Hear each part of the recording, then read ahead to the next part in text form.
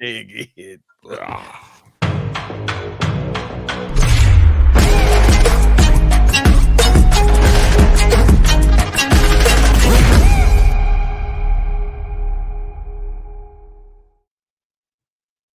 Welcome to Six Guys and You on Street News Now. My name is Lee Michaels. I'm your host, and we have a fantastic show for you tonight. No matter where you are, no matter what you're doing, stop right now and press the share button, the subscribe button, and talk about us. Come in and do a little comments on whatever the topic is that we're speaking on. We want you to be a part of the show. Without you, there is no show. Plain and simple. Okay. So join in the conversation, whether you like it or not. Give us your comments. We'll be able to see them and we'll put your comments right on the screen. Like, share, and subscribe. And tell all your friends about Street News Now and this crazy show that comes on at this time, whatever time zone you're in, you know what time it is now. It's 6 o'clock or 6:08 here on the West Coast. So make a note of that. And join us every Thursday night for this show. Tonight, we're going to talk about some great stuff. And we got our normal crew here, except for where is Buck Wow? Put out an APB for Bucky. Bucky is MIA again. Want to make sure he's okay and haven't been kidnapped and transported over to Ukraine or something. You never know with that guy. That being said, here he is, live and in living color, Mr. Chris Bass. What's up, Chris? What's up, fearless leader? And a boom shakalaka to you and everybody on the cohort on the table here. How you doing? I'm doing all right, man. I'm in LA today. And getting ready to head out tomorrow to Coachella. Okay, I see you got the shirt and tie on, man. I was like, good night. You get ready to go to a I want to come up out of this because I've had this on since about 6 a.m. this morning. I know you're tired. You have no idea. Yeah, I can imagine. I just forgot. I've been in it so long. I said, the hell with it, Right. And so, yeah, I'm going out to Coachella for Friday, Saturday, and Sunday for the festivities out there.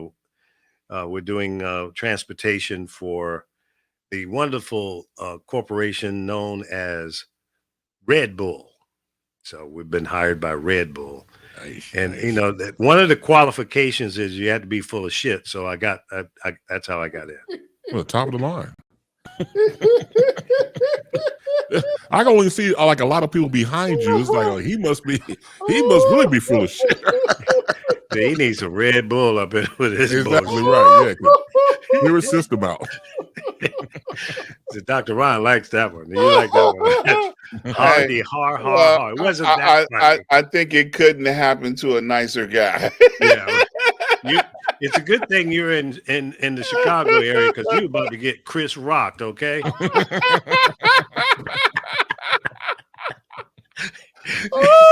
Funny guy, okay. Yeah. And here's the professor, ladies and gentlemen. What's up, Reggie? Good evening. I think what I'm going to do, though, I'm going to find some old videos, and because I got to come up and be like my boy, the late Professor Erwin Corey. Oh, man, right. I have to just come up and to address some of these chaotic things the way the professor would do it.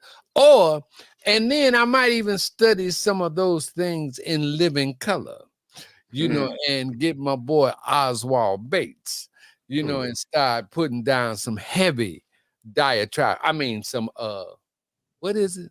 Diatribe. Well, whatever it is, however I'm coming at you, I want you to know it's going to be phonetically. Did I say is that phonetic? I mean, well, correctly.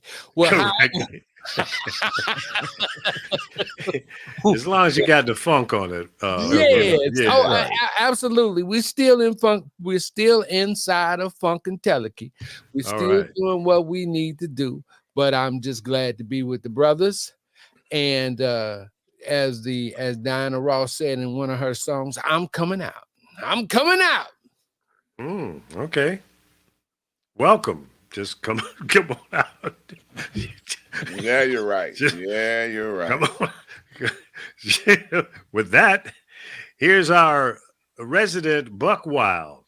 What's up, It's buddy? funny. It's funny how that song became the gay coming out anthem. Yeah, it really did. Yeah, in fact, that really introduced her big time, or she was accepted big time in the gay community. I think because of that song, Yeah, and then she became the queen of dance music yeah. in the She gay wrote community. the anthem. She wrote Yeah, the anthem. Yeah. wrote it. Yep. Between that and Donna Summer, she was big in the gay community too, Yeah. disco era. Now, wait a minute. Now, I thought YMCA was one of their favorites too. It was. See, It y'all done, was. see, y'all done slipped into something. I'm taking that back. I ain't even saying that. Yeah, I don't want it no You're more. not coming I out don't even now. want it no more. No, No, if man. I want to come out, I will say why I am. I'm gonna say right where Come I on. am. No, Why?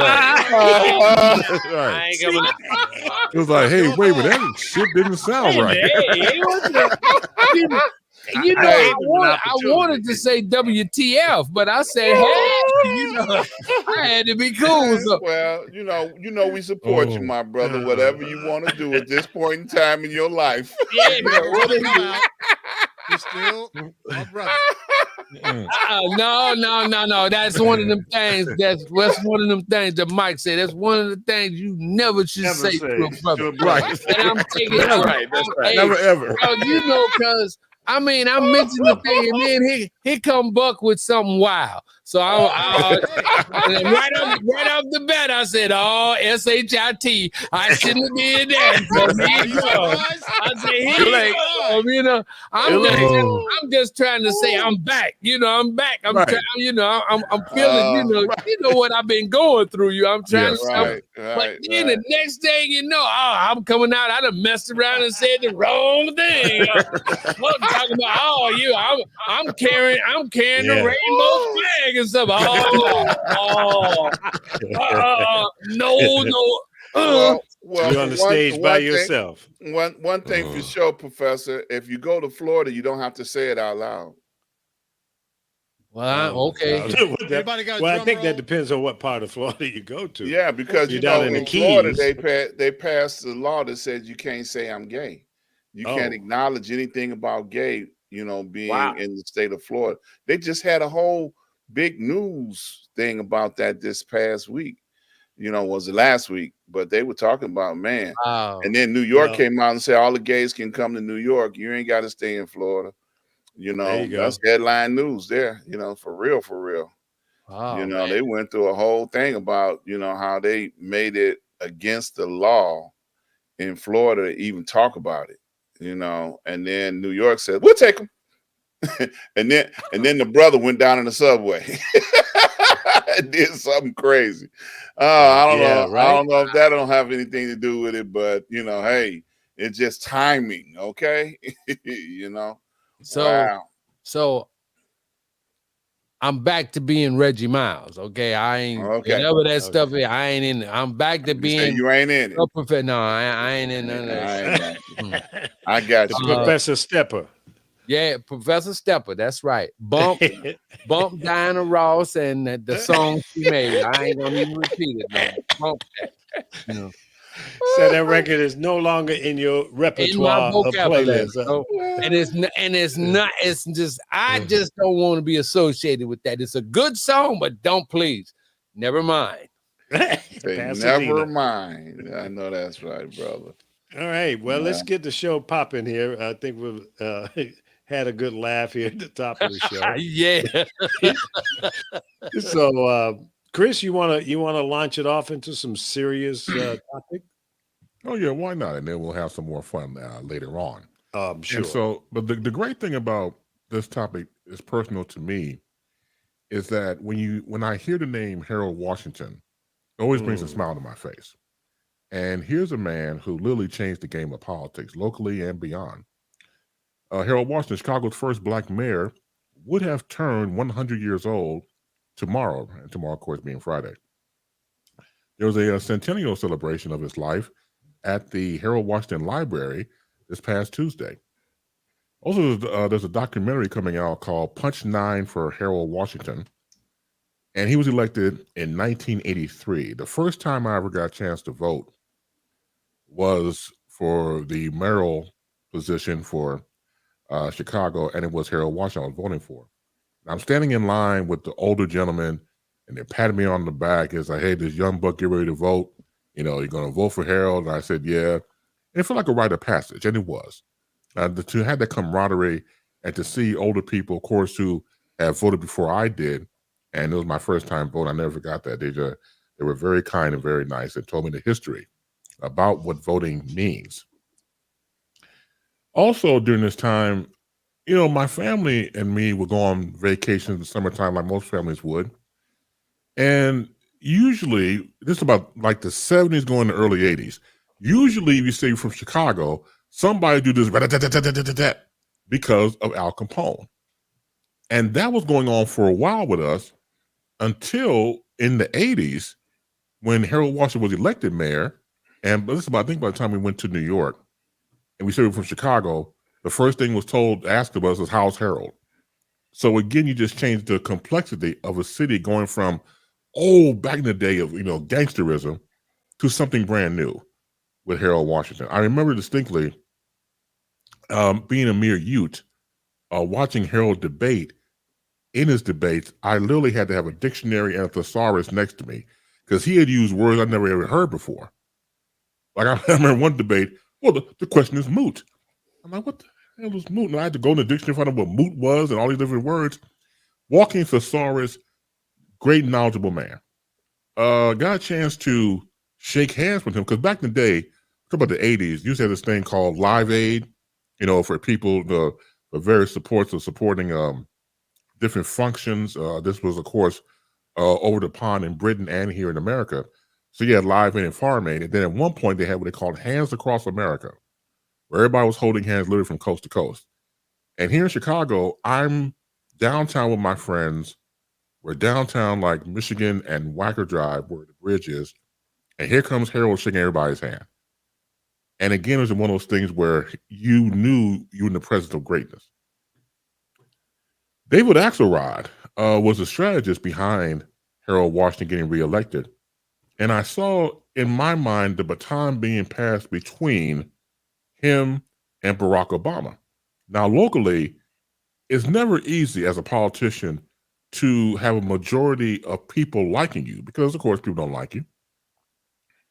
But Harold had the ability to be liked by the majority of everyone. Jerry the Iceman Butler said it best. The ability to walk with kings and queens and still have the common touch. That's what Harold Washington had. And it was definitely shown by the way he comported himself. And then you connect David Axelrod in the future down the road to Barack Obama when he was running for the presidency. David Axelrod was his strategist, the same position he had with Harold. And then you saw, in my opinion, locally what Harold did here in Chicago, and then you fast forward to what Barack did nationally. Being able to be that light and be that accepted by the majority of everyone. And it's funny that they both had David Axelrod to help them out in their causes. So some of the people that have become mayors of various cities over time, even before and during Harold's time, because once again, he got elected in 1983, you have people like Coleman Young of Detroit, Maynard Jackson of Atlanta, Tom Bradley. Huh? Maynard Jackson. That's what I say. I thought you said Menard. It was Maynard. Maynard? Okay, well, you were in Atlanta, so you would know. So I'm sorry, Maynard Jackson of Atlanta, Tom Bradley of LA, Wilson Good in Philadelphia. And in 1986, you had the first African-American woman, Jessie M. Ratley of Newport News, Virginia. And of course, David Dinkins in New York by the time he hit 1989. I think most politicians should take a page from what Harold Washington was. The ability to actually embrace the people. The ability to, once again, have a candidate who you actually believe in, not because it's the lesser of two evils. You have a candidate who actually cared about the people who voted for him. And that's what comes to mind when I think about Harold Washington. And Harold Washington would have been 100 tomorrow. Happy belated birthday, and happy birthday in passing, and heavenly birthday, because the man literally changed the game in politics. And Absolutely. I was in, let me get us all back up here. I was in Chicago at WBMX when he was elected. And one of the things that I remember most is all of the black radio stations in Chicago, WGCI, VON, JPC, BMX, all would have Harold Washington on when he became mayor once a month and gave him access to the community. People were able to call in and ask questions direct to the mayor. And it was sensational. I remember, people calling in and saying, "Hey, Mr. Mayor, I've been calling down to City Hall for 2 months trying to get this pothole in the middle of my street taken care of." And he would come in and say, "What's your address?" And he would look over to one of his assistants and say, "Get a truck out there right away." That kind of stuff. Immediate reaction. And then people would call in a week later or next month and say, "Thank you, Mr. Mayor. They came out and took care of those potholes." So I took that concept to San Francisco, to KMEL, which was a top 40 station. And I went over and met with the mayor. What was her name? Feinstein? Feinstein or Boxer? Which one was it? Feinstein? I think it was Feinstein when you were there, yeah. Yeah. And she liked the idea, but she balked on it. She didn't follow through. I was going to give her the radio station once a month, come on and talk to the community. And she moonwalked away from the opportunity. And I thought that was poor judgment. And I don't know if it was her or her people, or maybe they were afraid to have her on that kind of open mic stage or what. But I think that's what politicians need to do. They need to be in front, listening to the people and responding to it immediately. That, to me, I still think about it today. But Harold was not afraid to do that. And he was on 4 or 5 stations simultaneously. We simulcast. Get out of here. I didn't know that part. Oh, Wow. yeah. Oh, yeah. So That's the listeners unusual. from each one of those stations heard the mayor at the same time. That's unusual. Wow. Yeah. Yep. That was part of, and if I remember correctly, we did that before he was elected and then after. So we brought the community together to hear this man. And I mean, it was shocking and devastating. Once he passed away, I was like devastated. I have a question. What my perception, half my family is in Chicago, South Side. And my perception of Chicago has always been that everybody hates each other. White people hate black people hate white people, everybody hates Mexicans. How does a black mayor get elected in an environment like that? It's all about the math. Yeah. Yeah, the numbers. Yeah. Yeah, was that what 18, 19% black population in the metro at that time? I don't know what it is now. Is that enough to get you elected?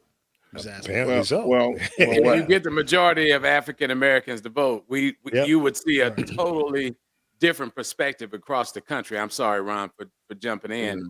But like Lee said, I mean, when you study numbers in media and what we actually have at hand, we don't take advantage of. And that goes back to Stacey Abrams and what she was able to do to get 2 ministers elected to the Senate. It was all about galvanizing people to go out and vote. And, I've said this on this show several times. It was great to hear older African Americans when President Obama was running saying that was the first time that they voted, but it was actually shameful. Mm-hmm. And so if you want to go back and look at the practice of why we're always behind, is because we weren't voting. We didn't see that as a priority. in the electoral process. I'm sorry, Ron, go ahead. Yeah, I was just going to address that. During the time that Harold Washington was able to mastermind that election, their City Hall was always, very ethnically geared towards other races. The Irish took care of each other, the Italians took care of each other, and they were all, galvanized together for, the administration that was in place. When Harold began the move towards City Hall, he did some, because I was involved in politics at the time, so I saw what he did. He actually partnered up with many community leaders and many Black politicians, and they kept it real low key. They didn't let the left hand know what the right hand was doing. At the time, we had a Cook County board president, George Dunn, who turned over, when he resigned, he turned it over to Stroger. See, all these moves were strategically planned underneath the table. So Stroger was a very powerful, the daddy, not the son, was a very powerful, individual in Cook County. And then they had all of the Black congressmen like Gus Savage, who was a congressional congressman. And there were many others that were covertly guaranteeing votes to be able to guarantee this election. So it was and then he had to have some other skin colored folks too, a part of it, because you couldn't do it just all with one race. You had to have a multitude. And Harold, politics has always been a thing where you're going to make promises, but Harold's one of the people that wanted to keep his promises and keep his word to people that he made promises to. Now, he was already I want to say in the Congress, wasn't he, Chris? Wasn't he in the Congress at the time? Right before he went for the mayor. Right, yes. He was already in Congress. So he already had a base, of strong supporters that loved Harold. Okay. He was very charismatic. He was, very, very unifying. And when everybody came out for him and produced the votes that they did for him, it shocked a lot of people, because they don't know how this happened. Like, how do we go to sleep on this? We didn't see this move coming, and they didn't see the move coming. And that's what happened when he put that deal together, where he was, people were like, hey, here's the votes we promised, and it was enough to win the election. And that's exactly how he did it. He pieced this puzzle together very systematically, very covertly. And when he did it, it allowed him to be able to get in position. And once he got in office, he was able to, share services, not just on the north side of town, not in the affluent sides of town like Bridgeport, but he also shared some, businesses, opportunities for other companies and minorities to be able to do business. Like I remember they used to do a lot of the concerts on Navy Pier when it was still a wooden pier. They called it the Taste of Chicago. Wasn't a big thing on out by the fountain. It was like straight up down the pier. Okay. And man, he used to bring in black sound companies. Like, that's how Ernie Green was able to get Yep, and was able to get the contract for all the city for the events. I mean, he shared opportunities that they would not have had before. And a lot of people thought that he was going to be hurtful for the city. They were afraid. They were very afraid in the beginning. But after he saw that he was a fair and he ruled fairly, you know, then the fear started to decrease, you know, and how he ran the city. Hey, Ron, you know, one of the things that you said, I thought that was paramount. And I'm more than sure that it happens in the other 49 states, but in the state of Illinois, it's all about power broker, you know, and that's how you get it done. Now, part of the power brokering that they do is galvanizing people to get them to the polls, okay? And they're delivering turkeys on Thanksgiving, they're delivering stuff on Christmas. They knew how to get to the constituency in a way that they didn't wait on them to go to the polls. They were actually driving them to the polls. In St. Clair County, where my dad was an alderman for 25 years, there was a Ford dealer, white owned, of course. Excuse me. And the guy that owned it, his name was Bo Boykman or Bo Beckman or something like that, right? And so what the Democrats would do, election day, they would go and get 25 or 30 of those 10 or 12 passenger vans, and they would go and get these people from the projects, from the African American, low income communities, and bring them to the polls. You see what I'm saying? They weren't waiting for them to come themselves. They went and got these people. And that's what the power brokers did. A lot of them were county commissioners, township supervisors. These were the people throughout the state of Illinois who were actually making these monumental moves to get voters there. A lot of states don't understand that if you have to literally go get that voter, put them in a van and bring them to the polls. You see what I'm saying? Now, when we go back to number 45 and he's talking about all this corruption and, you know, and missteps with election ballots being tossed and so on and so forth, I'm not saying any of that is not true. But the fact of the matter is, see, they never see power brokering at that level because that it's more county based.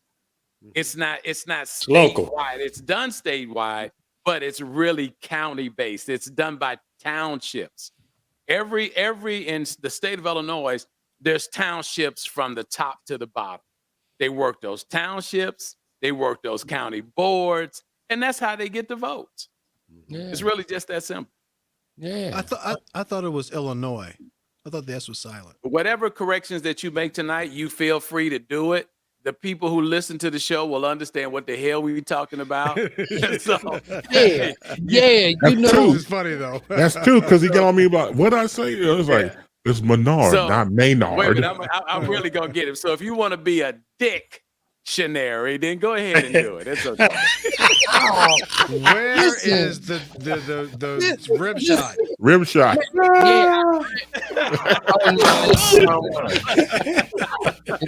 That's the wrong one. All I got to say is y'all really deep. Y'all are really deep on this Harold Washington thing. And you know, my question is, was there any person of color that ran for mayor before Harold Washington? I don't know. I wasn't in Chicago. Yeah, I wasn't there. I don't know. I didn't come until so late 79. It's safe to say that the presence of Harold Washington would be somewhat similar to what the presence that Barack Obama presented when he ran. And then there's another kinship to the city that was directly to the east of Chicago. They had a brother named Hatcher. Yep, Gary. Who got elected. Yep. Oh, yeah. Okay, so at that in Gary, at that particular time, Black mayors were being elected strategically in a lot of cities across the nation. Yep. And you know, and all of you guys, I'm gonna have to give y'all the slap on the hand. Because you all know that black radio had put them up in there. And Harold Washington, he was in this town. He was gonna galvanize the town because he was perceived to be a messiah in this town. I told y'all that before. Whenever we have this perception of that there's going to be a messiah, nothing is going to stop us from coming out. But think about this for a minute. Think about this, Reggie, Professor. At that time, there were no urban and urban AC designated formats. Every African-American station was 8 to 80, blind, crippled, or crazy. You see what I'm saying? Mm-hmm. So you didn't have just the station for the kids, and now the adults have theirs. So you got a larger audience to contend with. Go ahead. Okay. I'm sorry. Well, listen, and I'm agreeing with all of that, because the movement, and I've said this before, the movements of these black mayors being strategically put in all these cities, and these stations that were like, well, they were like playing black music and galvanizing the black community and this, that, and other. It was probably a lot more ownership then of, you know, minorities within these stations. I think, now this is my theory, that's my conspiracy, that them mayors and all that stuff led to them going back into the back room saying, well, look, we got to come up with this Telecommunications Act. We got to own all this stuff, because if we leave it out here for these people to get these stations and talk to their own people, they gonna start putting their own politicians they're gonna start putting their people in these different offices everywhere. It happened in Atlanta, it happened in Los Angeles, it happened in New York, it happened in Gary, it happened in Chicago. And all of these, and in every one of these cities where there was a person of color, there was a dominant black urban AC, whatever y'all call it. Whatever you want to call it, there was some station that was primarily mostly black. Because, you know, this was before iHeart, which was Clear Channel. This was before all the consolidation. Absolutely. And remember, it was before all of that. It was Bigger Evers. It was the down black in Mississippi. station. It was Evers. Was it Mega, or what was his brother? His brother. Was the brother. Yeah. So I'm on that conspiracy type thing. So, you know, but the reason why we came out, because the perception of Harold Washington was he was like a messiah. You know, that's the only two things that's gonna make black people vote. When they see the coming of Jesus, or when they see some type of messiah, someone that's good, that's in a position to save them, they're going to galvanize, they're going to come out. Well, JPC is pretty much responsible for that. You know, company, because they were getting that message out to magazines that were sitting on coffee tables and nightstands across the country. But what were you going to ask, Sammy, in reference to format? Who? Buck, I'm sorry. Oh. You were saying something. Yeah. So you said that back then there was no urban AC and blah, blah, blah. They weren't designated as that. They weren't called. Wait, they weren't. so there were none. Well, I was just curious. So JPC, VON, GCI, VAZ were all playing the same exact music? VAZ didn't exist. It was WBMX. BMX. Yeah. They were all playing the same music? Pretty much. JPC, basically across the country.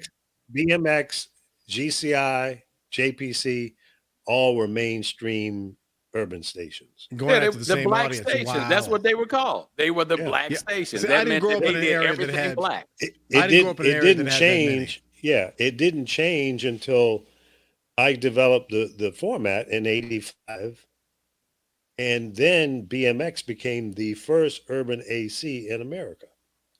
The second one was Magic in DC, and then it spread like wildfire from there.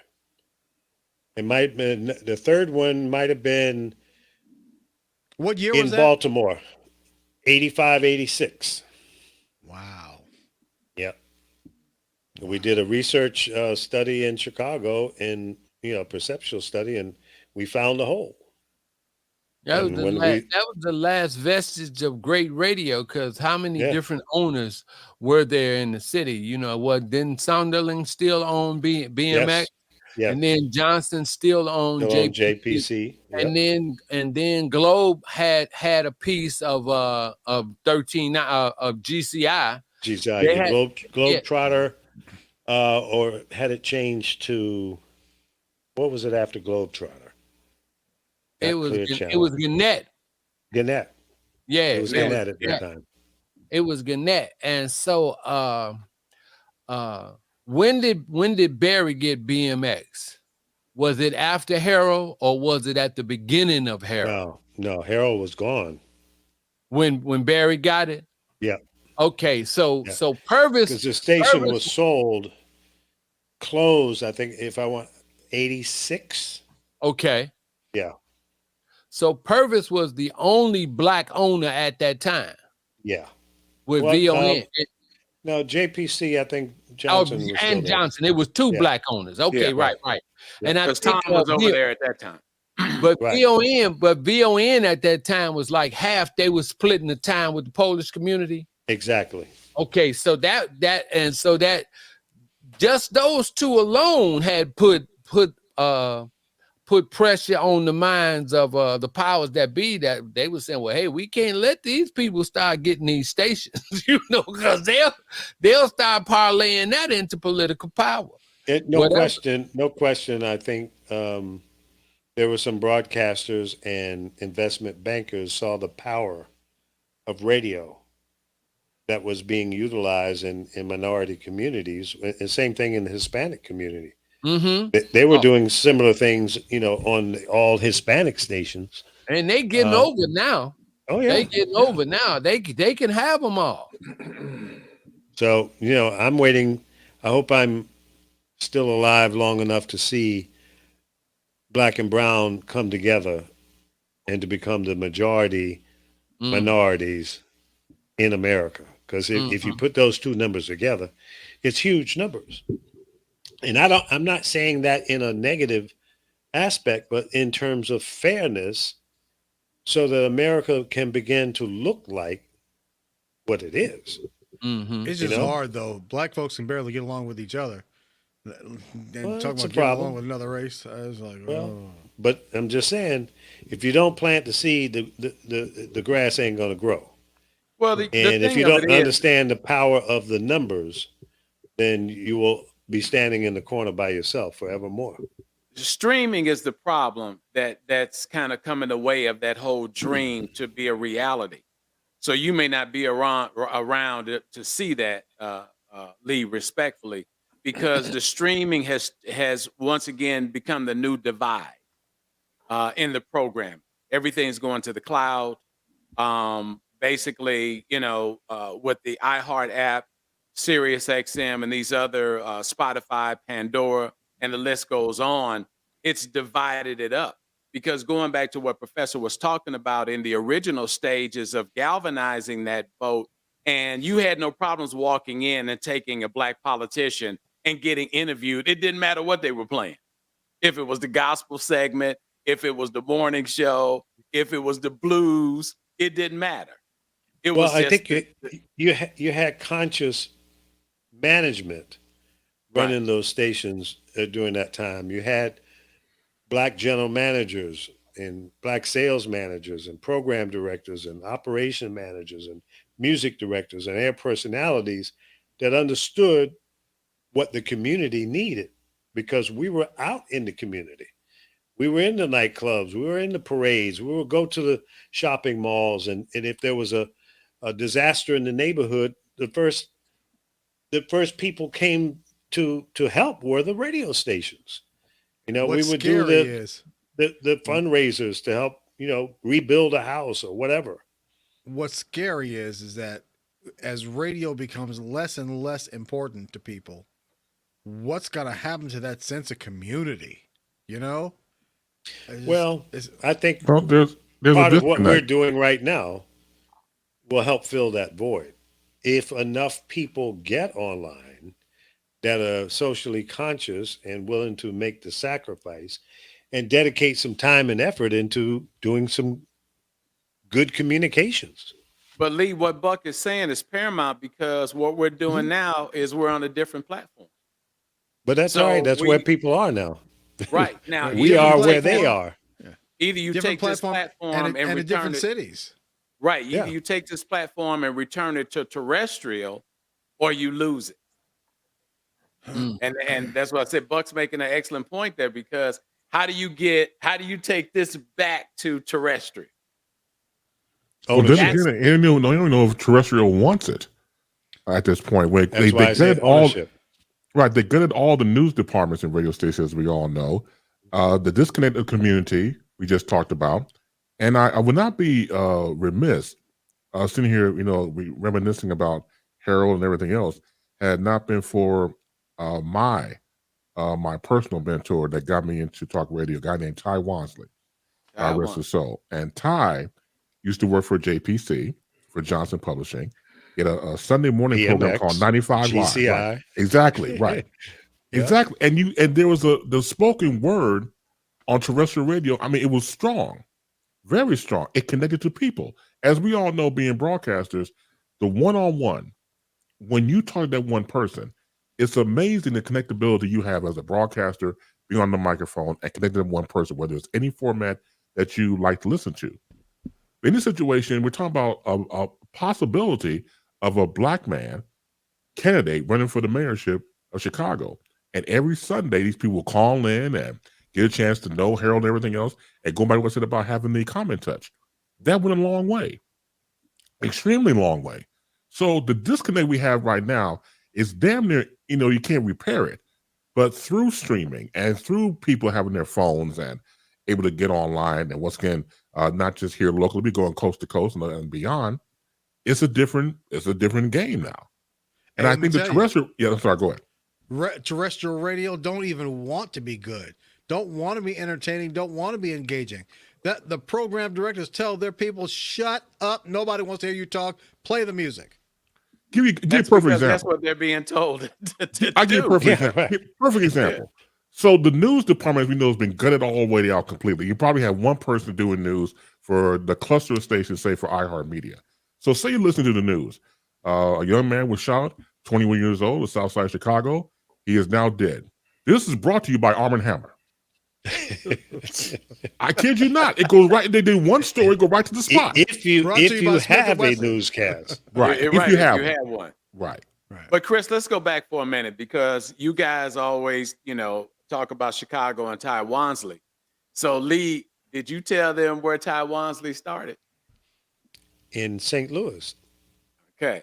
Now the thing of it is, it was almost like candy for a kid to get to Chicago. Yep. Because he didn't have that audience that had that I want to say, I don't know if I want to say mentality, but he didn't have what he got in Chicago opened up everything. He was groomed for it. It just wasn't in St. Louis to do. St. Louis wasn't at that level to go in and recognize African-American leaders and champion them. And then Ty gets to Chicago, thanks to Leo Buzzard taking him away from us. And now he's a kid in a candy store. And that's where that success came from. Because like I said, once again, he was doing it in St. Louis, but there was nobody to do it with. Yeah. We had never had a black mayor before. When nobody was even talking about a black mayor. There was a guy by the name of Freeman Bosley, who was the head alderman, and that was about the height of it in St. Louis. I don't even remember if it was one or two other aldermen on the board in St. Louis that were African American. Didn't you eventually get a black mayor in East St. Louis? Yeah, you got Carl Officer and so on and so forth. But I'm talking about going, and then Freeman Bosley Sr.'s son became the mayor after that. And then that's kind of when St. Louis got into it. But at this point, now that whole African-American movement is thinned out because the support you need is now gone to the counties. Because they've left town just like the YTs, as Professor would say. They're out. That's true. It's true. So we're kind of spread out. Yep.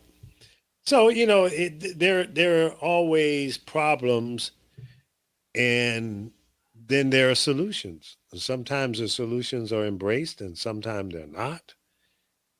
More importantly, I think when there are opportunities to unite and bring people together, there's a certain amount of resistance from some people because they don't understand the math and the strength of numbers. And that's how you win. Okay. Now let's go back real quick to the last presidential election. It was historic in so many different ways. Biden got the most votes of any president ever in history. And so did the loser. He had what, 74 million? That in itself was amazing. And I kept saying, I think we need to do a recount on that because I can't believe it's 74 million dumbasses in America that voted for this clown. Well, the population's gone up. Well, yeah, but That's why. But he was able to galvanize and get people probably had never voted before, and they came out, but it wasn't enough. So between what 80 and 174, that's a lot of damn people that voted. It was historic. It broke records, and I think that's part of the reason why he still can't accept defeat because he in his mind, I made history. I had 74 million, and how can you lose and have 70? That was more than what Barack had. See, that's the mindset. But the fact of the matter is, there were more people that didn't want him than wanted him. And that was the end result, bottom line. So if your messaging is on point, you win. If you reach enough people with the right message, and sometimes the right message ain't a good message, but if it's a message that people want to hear and embrace, they will vote for you. Period.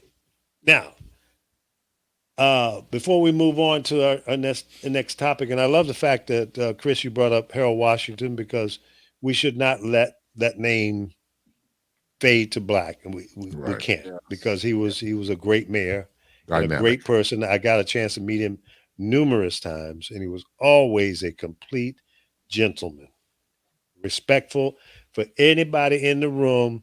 He didn't turn his back to anyone. So that's a real winner. Yep.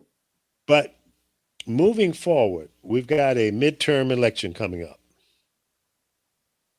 I think it's a strong possibility that the Democrats are going to lose. Why? Why do I think that? Because I think our messaging is wrong. Because they lose all the time. Well, no, I'm not going to say that. No, but right now, the loudmouth is the Republican Party, and they have positioned and painted Democrats into a corner again. Yep. And because of what's happening with the war, with the gas prices, the economy is beginning to shift. It's going to have an impact on those who don't truly understand what's really going on. It's easy for the Republicans now to say, see, the old man doesn't know what he's doing. The economy is going south, but hey, ladies and gentlemen, let me explain something to you. The economy doesn't go south overnight. Things that happened 3, 4, 5 years ago is what we're feeling now. Yep. That's how that works. It's not an overnight thing. And it's like everything happened all at once. What do they call that? Like a domino effect, or just everything just happened all at once is just like the perfect storm. That's the word. No, but that's not the way it works. The things that we were doing 3, 4, 5 years ago is impacting what's happening today. There was a lot of money being put out there. Now the feds have to put a stop on it. You got to cap the growth because it's getting out of control. So that's called inflation. Yeah, they didn't want to do that for a long time because Wall Street, they've got power. Yeah, and because Trump I think had his cronies, in the banking world, although most of them didn't like him because they had already been burned by him through bankruptcies. And that's why he was doing business with Russia and any other criminal that he could get money from. And he was trying to get money from North Korea and China and anywhere else. The China. So the thing we got to look out for is this. What are the top 5 things that impact most of Americans? The cost of goods, okay, number 1. So whether it's gas, food, water, whatever, when you are on a fixed income or a limited income, you feel that impact first. Okay, gas in California is anywhere from a low end of $5.39 to $6.89. I saw one gas station one time it was hit $8.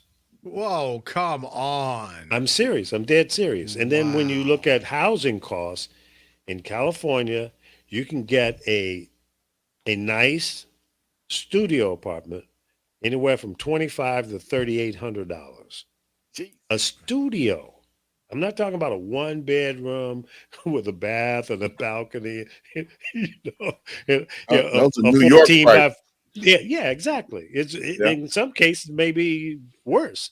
Same thing up in the Bay Area. And I mean in Bakersfield, you're going to pay $1,500-$1,800 for something like that. So that's what impacts He said people's Bakersfield. voting. Yeah. That's a shithole right there. Stockton. Victorville,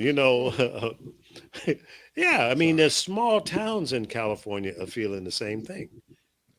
And it's just, that's what make people vote one way or the other. The poor people and middle class people feel the crunch right now. And I say to the people in Kentucky, what has Mitch McConnell ever done for your poor ass? Okay, you're still living in a shotgun shack with a blue tarp on your roof because you don't have the money to replace the roof on your house. You haven't had a job since the last coal mine job that you had or whatever you were doing. And you're still waiting for this guy to bring home some bacon. The thing is, nothing new. My guess, and I'm guessing here on the appeal for Kentuckians on with Mitch McConnell is the fact that he's on TV all the time and he's got this swag as they see it, and he's representing he's making people realize that Kentucky people ain't nothing to F with, like a pride thing just because he's Kentuckian and he's this big bad in Washington.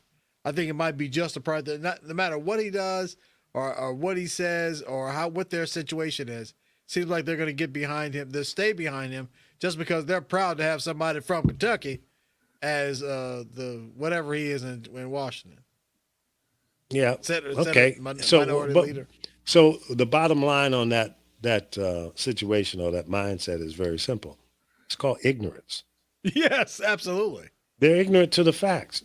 I mean, the plain and simple fact is Mitch McConnell is doing nothing for his home state, but roadblocking. You're telling me that, you're going to sandbag on a infrastructure bill. The roads in Kentucky are just as bad as any other state. As anywhere else in the country. That's crazy. They need bridges repaired or replaced. Yep. Yeah. So when you open up and disperse these kind of funds, the trickle down from that is amazing. The guy that gets a job on one of those, infrastructure deals or a new road or whatever, repair, he's got to go out and buy some work shoes, some socks, some pants, belts, underwear, long underwear, hats, coats. So the retail industry benefits from that. The contractor company has to go out and buy some more trucks and pitchforks and hammers and nails.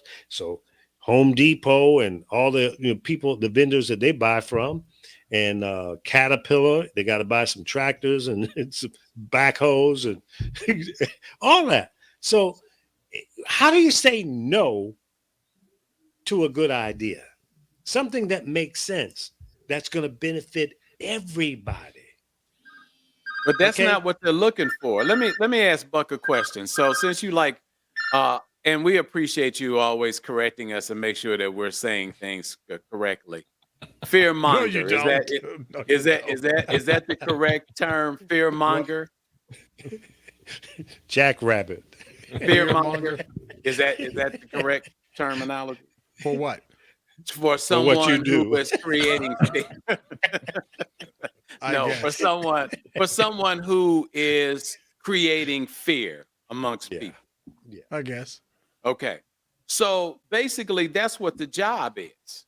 He's constantly turning the wheel of fear on these people. They're not, see, today I took somebody to a young lady. I picked her. She was my first run this morning, drive and lift. And I was taking her to clean a house. She said, "You're taking me to clean a house."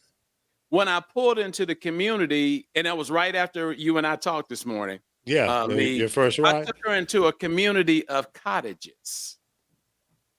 All the houses or all the residents were cottages. They couldn't have been any more than about 700 to 1,000 square feet. And it was about 20 of them. The roads weren't paved. They were rocked and dirt. And she was going there to clean somebody's cottage. Well, okay. Hey. Now, the point I'm trying to make where Lee is going with this situation is they're not worried about him giving them nice clothes, cars, or any opportunities beyond driving a cement mixer truck or putting the stripy lines down on a road. The image that they have that they're the dominant race is at risk. That is the if they don't have him in there. Say that again. If they don't have him in there, they're at risk for not being dominant race. Right. Well, it's not just having him in here. He's a consistent reminder that they could be at risk. Damn right. That's why the wall is so important, because every other race that's coming in is putting them at risk. Now think about it. And I didn't even know this about Nigerians. Nigerians and Indian, and I ain't talking about woo, woo, woo, Indian. India or Indians. Coming here, yes. Or coming not here, feather. Not feather. Okay, not Right, Pocahontas. Okay, Dot, not feather. Not TP. Okay, or coming here writing code for our major corporations, the banks, and all the other corporations that we spend money buying products and they doing business all the way up to Wall Street. The majority of the people who are writing the code for them to use the computers to set revenue goals and doing everything else is not done by blacks, not done by whites, not done by Hispanics. They're done by Asians, Indians, and Africans. Africans, really? At a high level. And women.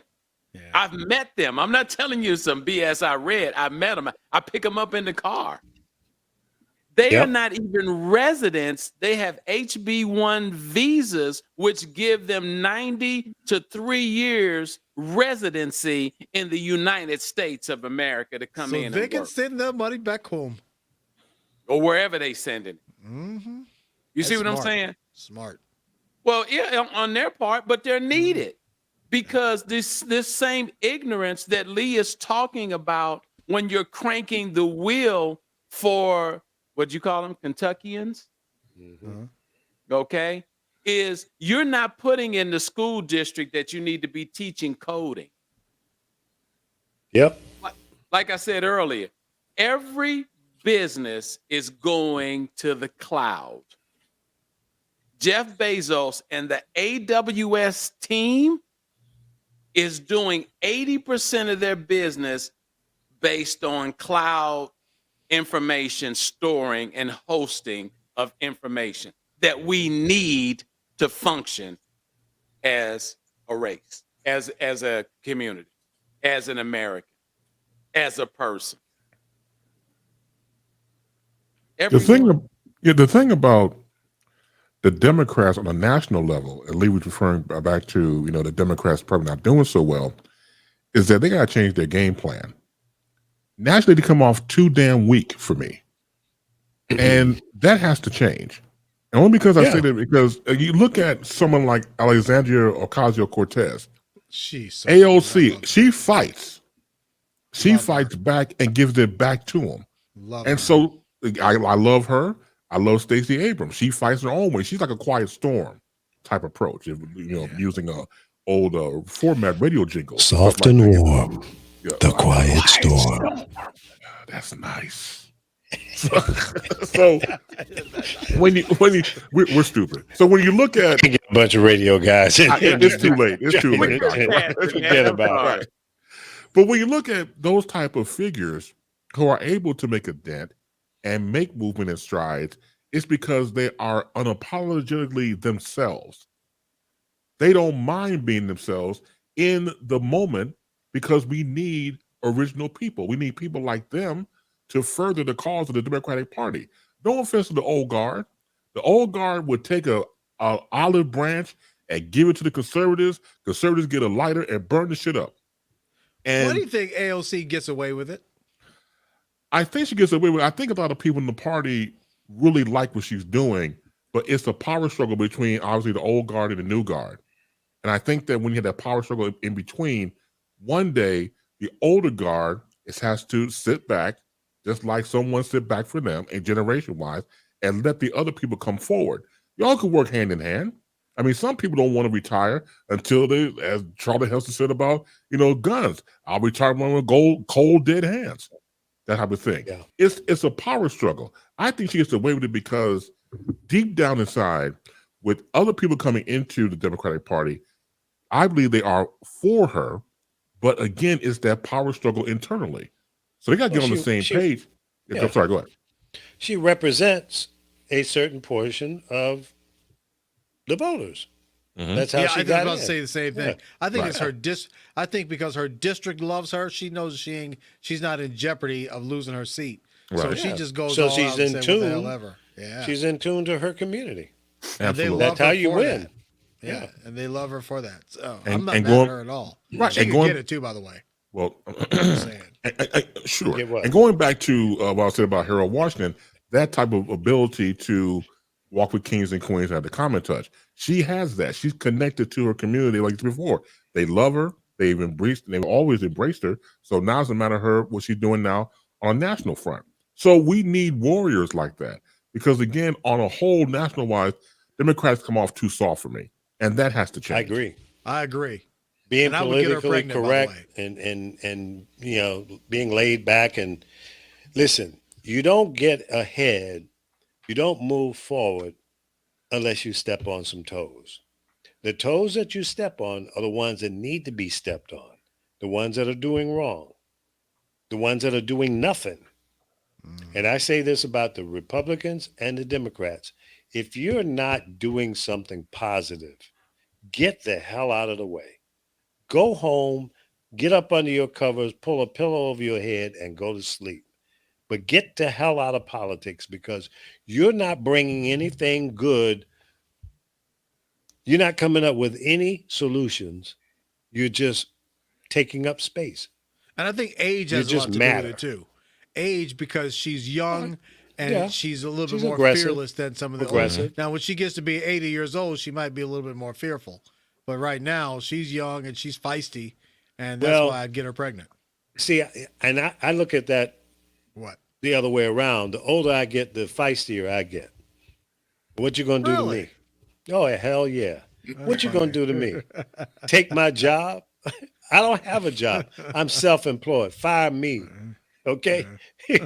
So I ain't got nothing to lose. I'm a fighter. I'm gonna say what I feel, what I hear, what I see.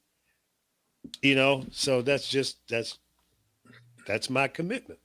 I've But always the been that way, though. but the conservative right has done a magnificent, evil job of bringing the lie. They get on the same page. Say what you want about them. I don't like when they write to the Genghis Khan, but they get on the same page, that same mantra, and they work it. Stick I think with it's it. because they got a whip that gets them all in line, Yeah. which is a job. Can I segue what Chris just said into talking about the Republican playbook? Can I? Absolutely. We're gonna make a Okay. transition here, Dr. That Ron. yeah, I mean it's right on point. We've been talking about politics the whole time. And the last couple of days, I've been looking up, because I've been aggravated about some of the commercials that's been going on locally in the Chicagoland area. And I said, they got a playbook that they go by. And I went and started looking up some of the meat and potatoes of the Republican playbook. Okay, here we go. One of the first things that the Republicans do is find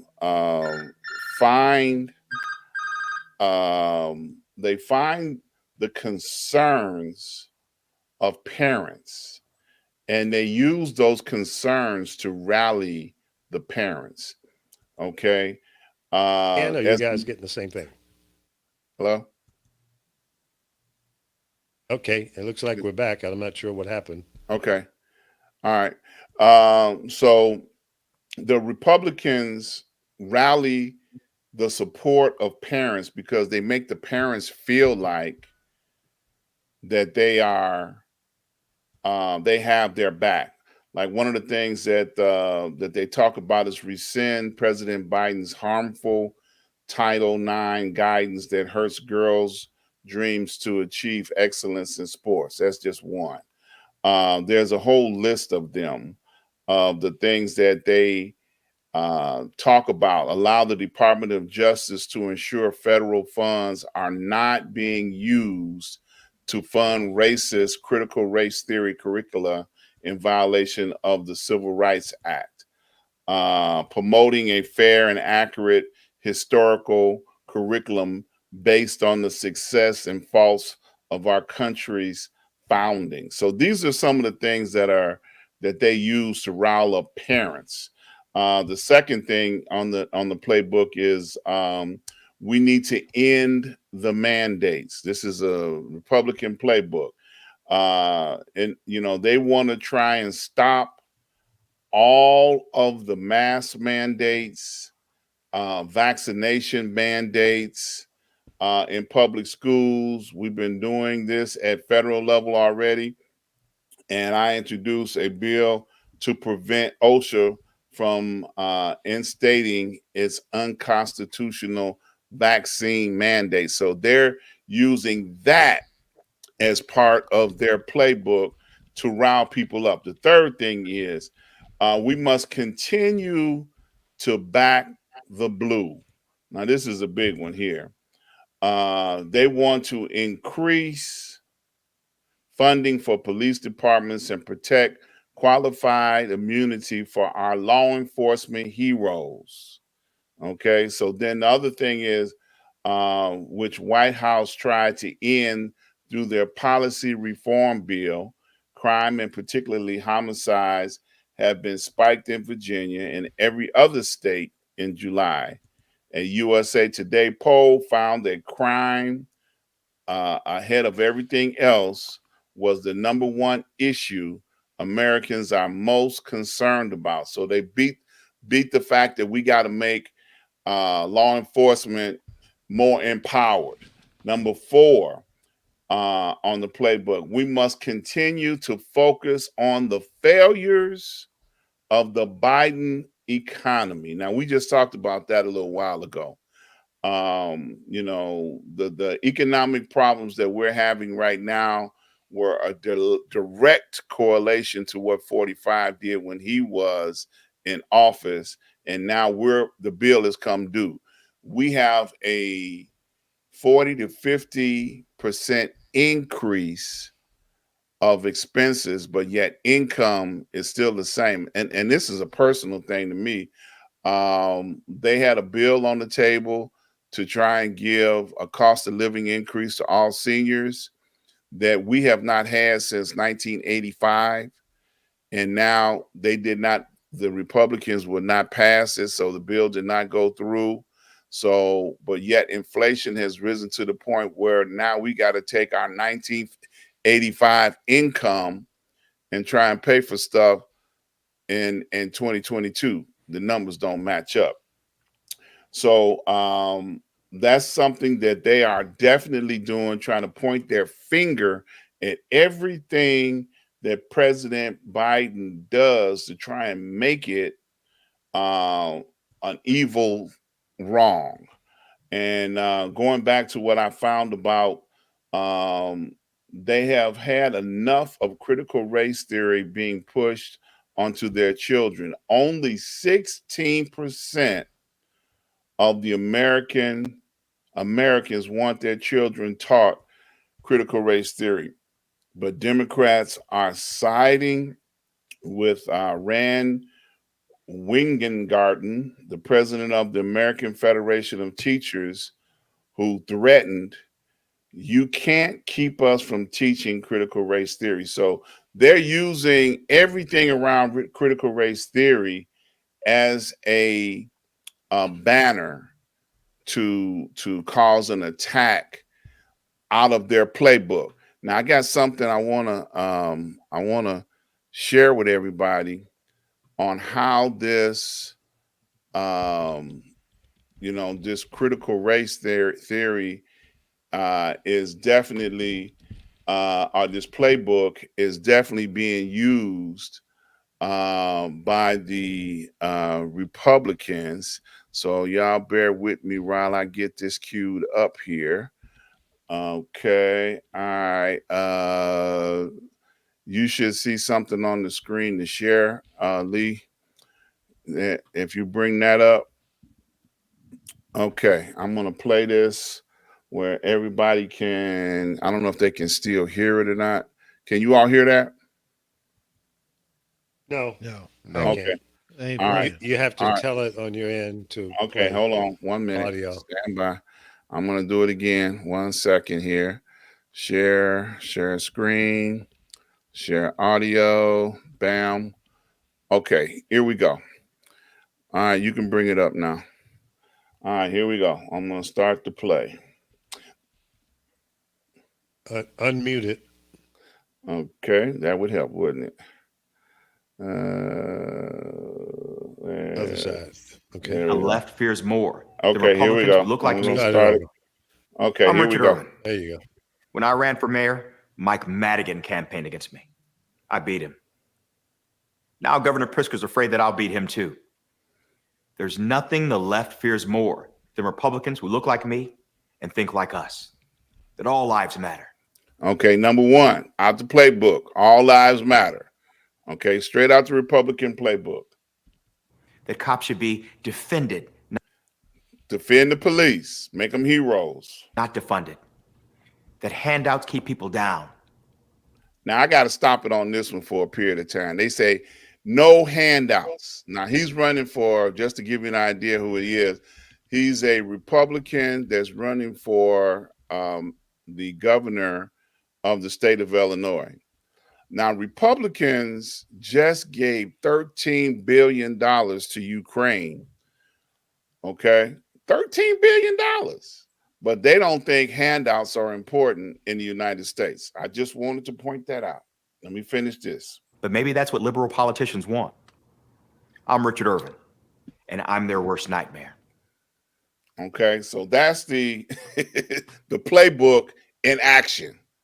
Okay, that's Now, the give playbook in us a action. little background. By the time I hit the 90 days, I had lost. You say Not that the hell? background. Give us a little background on Richard Irving.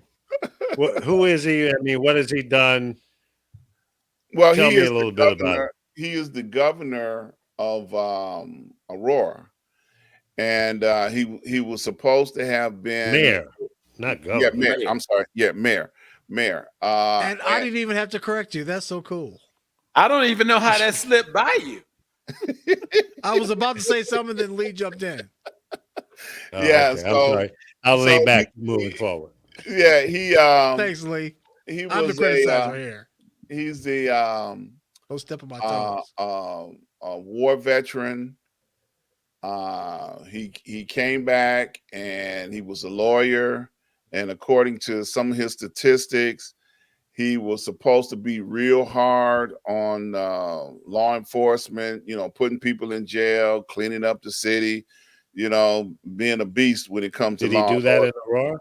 Well, that was the only place he did it at, supposedly. So then he came to find out when he was an attorney, he represented many criminals that should not have been represented, like, you know, child abusers, murderers, homicides. So, you know, they've been exposing it. When you run for something, they're gonna go find your dirty laundry, and they did.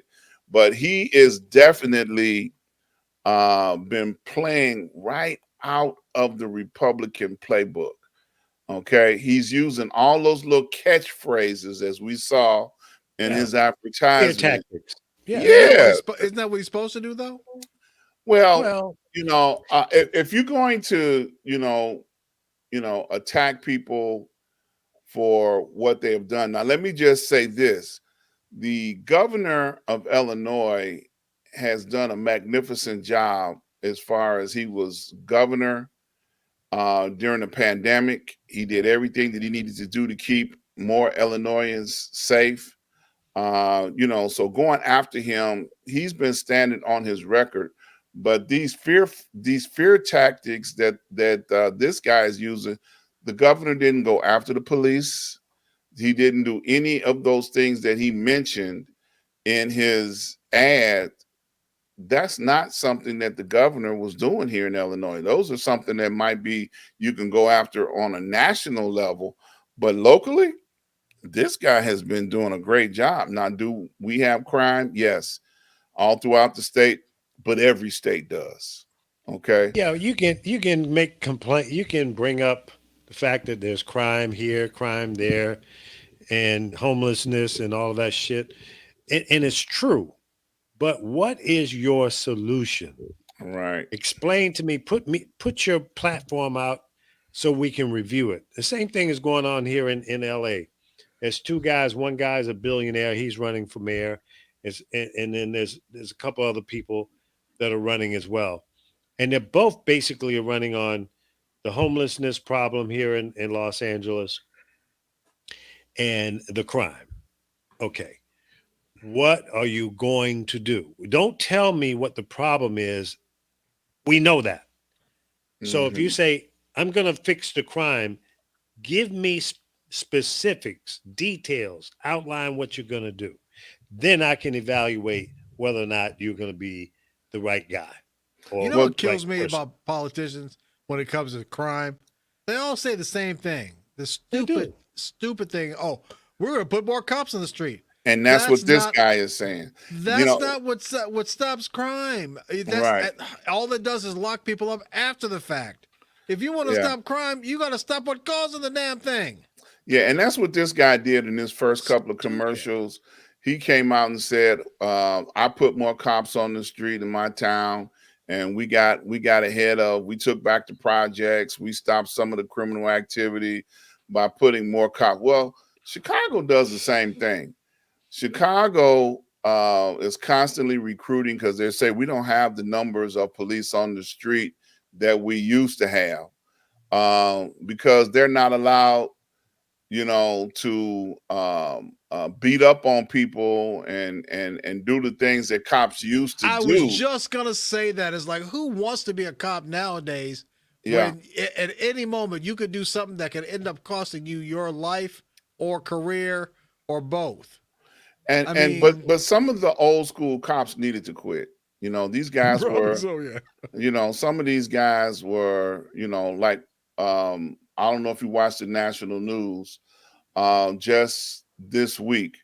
They've got a cop in Michigan City that was wrestling with a guy, pulls out his gun and shot him in the back of the head. Yeah, that was hard to watch. Yeah. So I mean, but Grand that's Rapids. That was in Grand Rapids, Michigan. Grand Rapids, Michigan. So you know the mentality. 26 years old. Hold on, real quick. 26 years old. He was a refugee from the Congo. So I don't know if you saw the video, but he was having a hard time understanding the instructions from the police officer, and so the police officer kind of got frustrated with him, and they started tussling, and then next thing you know, he's on the back. Yeah, you know, first he claimed he tried to shoot him with a taser, but then he wound up with a bullet in the back of his head. So, you know, and the biggest issue about putting more cops on the street or empowering, okay, the cops that have been old school cops, you know, the first thing that they were taught in the academy is that no matter what black person you pull over, he did something. What academy is that? Man, the police academy. All of them. Yeah. Universally across the board. You stop them. That's the unwritten. Yes. It sounds preposterous. Hey, it sounds preposterous, but it does. No, but it's the reality. That's reality. You know, police say whatever traffic stop you make of a black person, you're going to find something to make it stick. Okay. Because when they go to court, they ask the question, what was the probable cause that you stopped them? They were black. Okay. They were driving a fancy car. If you're a cop, you have to make something. You have to make something up if you're a cop. Yeah. Or they're in a neighborhood where I know they don't belong, you know, and they must be casing the area for burglary or theft or some type of criminal activity. You know, yeah, we got a call from someone that identified somebody that looks like you. So yeah, show me your ID. I remember as a kid growing up in the south suburbs of Chicago, and we used to have to drive through certain communities and certain towns. And there were certain communities that we did not want to go through. Okay. Because we know if the cops saw us, they were going to stop us. So like if we were going from Harvey to Chicago Heights, you had to go through, you know, Hazelcrest, Homewood. These were all communities that had white police officers, and they were going to stop us. Where you coming from? What you doing? You know, and that's been the mentality of police officers in this region and across the country for such a long time. Well, so that's now small towns in general. That's small but towns in general. They'll stop you. Yeah, but even in big cities, New York, Chicago, you know, LA, you forgot about Rodney King? Yeah, but Rodney King was in the city. But I'm saying that a lot of times it's the smaller suburbs, and not even necessarily suburbs. Like I say in here in Atlanta, there's Atlanta City, but the cops in Atlanta City have too much to deal with to be stopping people just for bullshit. But you'll find right outside of Atlanta, Marietta, anywhere in Cobb County, they'll stop a Negro just for anything. I mean, but it's not Atlanta City proper. And they'll do it in any major city. You forget about some of these atrocities that have taken place in major cities when they choke a man on the street for selling cigarettes. Now, this is before we had as much media, you know, as much media as we have.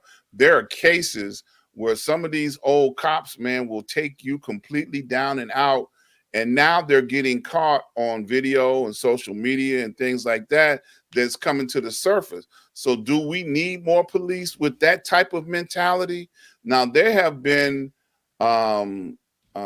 case studies that have been done on police departments to determine what their level of sensitivity is about their job, okay? And they're finding out that they have gotten failing grades across the country. You know, because when they look at people of color, you know, that they don't have the right mentality towards dealing. You run across a person in a Mercedes-Benz, got every right to have a Mercedes-Benz, and they're going to stop him and ask him where he going, what he doing. Why? Why did you stop me? And if that person in that Mercedes Benz is not careful, he's gonna wind up with a confrontation that he should not have to deal with just because he owns a Mercedes Benz. Go ahead, Buck. Now if any of us, I know that I'm not the only one who's ever talked to a cop about this sort of thing. They'll tell you that a lot of times it's not necessarily their own personal views, but the fact that, or their own biases or whatever, but the fact that their bosses are riding their ass to get more and more arrests all the time. More arrests. It's called a more quota. Right. Quota, more traffic stops, more everything. And so if they're in a neighborhood that's not a high crime neighborhood, then they're not going to be able to meet their quota that month and they're going to get in trouble. So what do? They're instructed, go where the crime is, and that's go to a high crime area. And that just happens to usually be an African American or Latino oriented area. Yeah. And so, they got to meet their quotas. And it's just, it's unfair, but that's just kind of the way it is. It's unfortunately, and they're pushing for more people to have that type of mentality. Now, to bring this to a full circle, I wanted to talk about what Lee was talking about earlier. We've got some elections that are coming up in the immediate future this year that we need to focus on. Can you bring that map up, Lee? Wow. Look what the Facebook user said. Okay. Bigger guns. Yeah. One of the things I wanted to point out in Georgia, this is in your backyard, Buck. The incumbent, the Reverend Raphael Warnock. Okay, he's running for re-election this year, and they've got Herschel Walker, running against him. But guess what? The part that's scary is Herschel is winning. The polls right now saying that Herschel is turning the tide in his favor. Well, Herschel has celebrity on his side. Exactly. Yeah. And they're spending a lot of money. And again, the party that controls the message wins. And you got Donald Trump out there pumping him up. He's done a couple of rallies down there. So, it's not surprising to me. But listen, for everybody in Georgia, if you can hear us, send donations to support the Reverend, because it's going to come down to a media war in terms of commercials and getting the message out. And you know what? I'm tired of seeing the commercials already, bro. I'm sure. And they just started. It's like every other commercial. That's why Lee, did you see that? I DVR everything so I can fast forward. Sorry. Right. Lee, did you see that article I sent out to the team about DeSantis, what he said about Stacey Abrams and the Cold War? No, I didn't see that. Let me pull it up. I put it in the group. I sent the email to Chris. And Chris, if you could forward that to him. I didn't put it in the private chat. I just asked you to pull it up. So while you're looking for that, I want to kind of respond to, one of the situations and everything that you guys are talking about, starting with Dr. Ron through Buck and everyone else. I think before we go batshit crazy about what's happening to us or how we're being attacked, we have to ask the question, what role do we play in this attack? I was looking at that video not long ago when Dante Wright was stopped by the lady who was a trainer for the police department and said she accidentally pulled her gun instead of her taser. And I would have to say, if I was in her position, he may have gotten shot. This guy was kicking and acting a fool. My thoughts were, let him go ahead and try to drive the car off and shoot the tires out. She said she looked over to her partner, saw that he was in a panic mode, and that's why she thought about pulling the taser. Mm-hmm. Okay? So unless you're there, you can't justify one against the other. But I think that the roles that we want to play as African Americans sometimes aren't the roles that are in our best interests.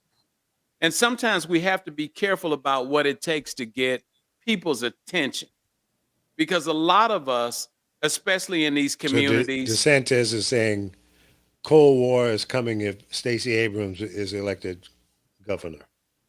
Right. See that, but again, like I mean? keep saying, it's messaging, fear tactics. Mm-hmm. You know, putting the fear out there. Cold War. When you hear that phrase, Cold War, what do you think of? Russia. The United States. Yeah. Right. So they're gonna, put her in the category of one of our arch enemies, Russia. Right. Back in the Germany a lot of days. people feel that way. I had a man cold day in hell before we elected a Negro to be governor of our great state of Georgia. I mean, that's really the attitude. It's like, and you see this map where the red states are and the blue states are. These are upcoming elections for this year, and Kentucky, Paul Rand is running. Indiana, Paul Rand. You mean Rand Paul? Rand Paul. I said that so you can correct me. You sure did. See if you're awake. Yeah, we got North Carolina, we got South Carolina. These are all places, Florida. These are all places where Senate seats are open. And if you live in one of these states, you need to actively get involved. We've been preaching this for a couple of weeks now. We're going to keep on preaching it. There is a lot at stake coming up in this next election. And like Lee said in the beginning of this show this evening, he can easily see the Democrats losing the midterm. And that's because people don't have that sense of urgency or that fear that they need to have to push back against what the Republican playbook is doing. Now, I'm going to be an equal opportunity person. Next week, I'm going to be talking about the Democratic playbook and what they're not doing and what they're doing that will make us aware of where they're falling short. And we said some of it tonight. Quite a few people on the panel tonight said the Democrats are just weak, in a lot of areas. They too busy trying to reach across the aisle. That was him. And reaching across the aisle ain't getting them nothing.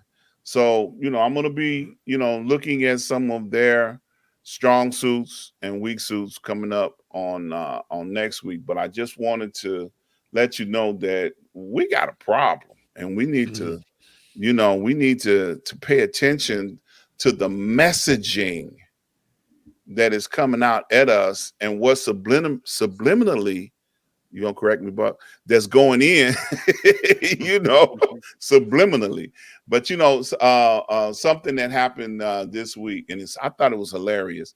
Dr. Oz is running in Minnesota, and Donald Trump sent his support out to, Dr. Oz. And the only reason why he sent his support out to Dr. Oz was because Dr. Oz had great ratings with his television show.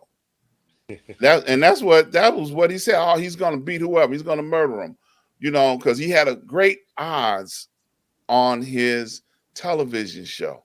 That's the only reason. He's backing him. And then Dr. Oz, said many, many times that he didn't support Trump because Trump did not, believe in the science that Dr. Fauci was talking about dealing with the pandemic. So how's a medical doctor who believes in science want to accept the support from somebody who doesn't believe in science? So I just wanted to throw that out there. We got some more to talk about. Trump will always seize the moment and associate himself with something that he perceives as something hot, something that's, happening, that's moving forward. So he's got to be a part of that. Again, he's a media pimp. He knows when to jump on the horn. and do his thing and become a part of something that he thinks is good. Now, Dr. Oz, obviously it's a household word. His name is very, very popular. But then there's also been some scandals about him and some of the products that Exactly. he has quoted Endorsed. to have endorsed is Right. bullshit. So I love him be though. careful with that. I love him. Why? I think he's fake, I but think he's that's just great. me. But one I of the think he's things great. I want to go back to come behind Dr. Ron in reference to the position that we put ourselves in. I've had a chance to meet 50 Cent.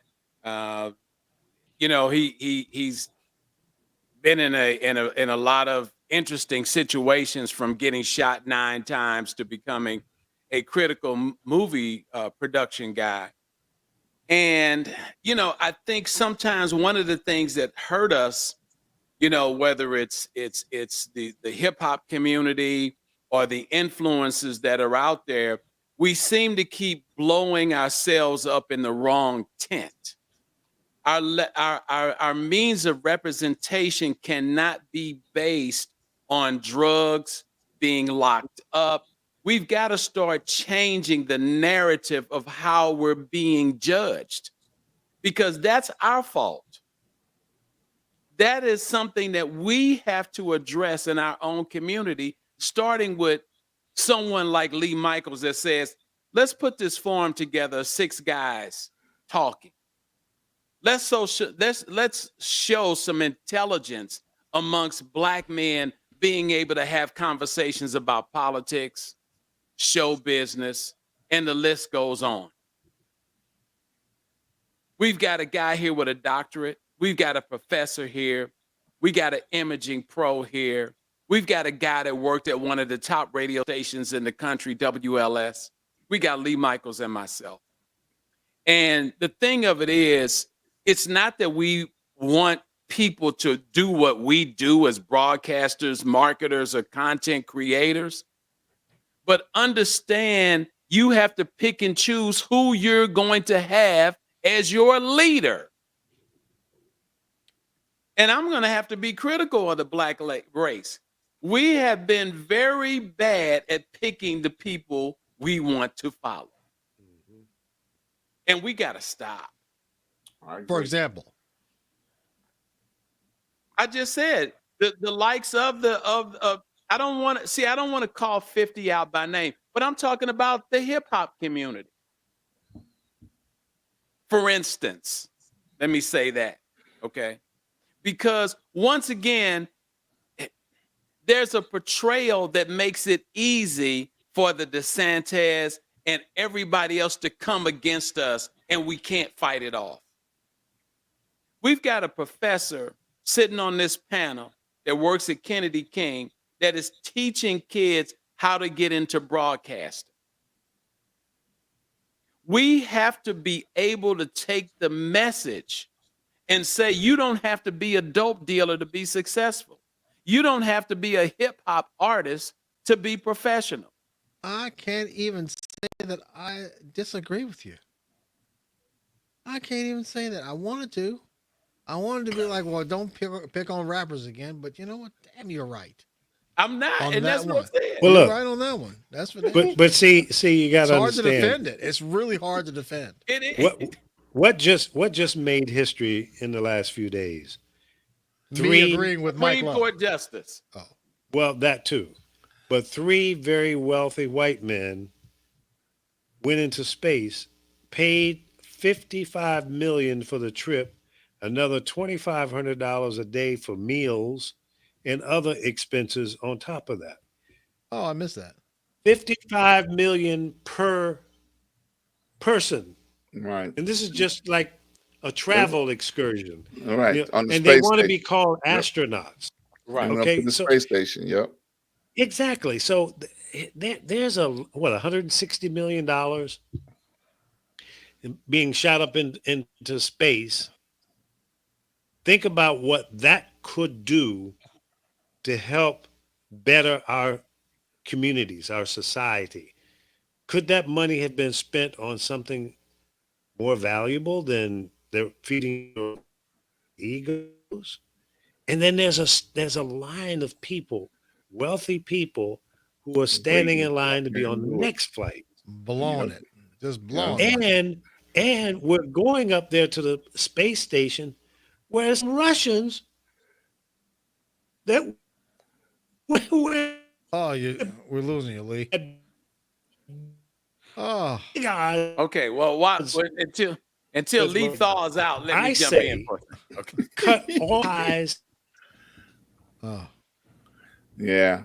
He's on Wi-Fi. He knows better too. Yeah. Well, let me say this, and I want to go back to the point I'm making, and what he's saying is absolutely correct. But let's look at the Supreme Court justice.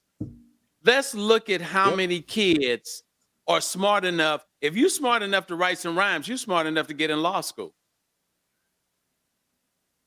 You know, that might be a little bit of a stretch, Mike. Well, what I'm saying, I'm talking about the level of creativity, because it's all about defining the words that you're putting before the people. You're not just saying the rhymes, you're painting a story.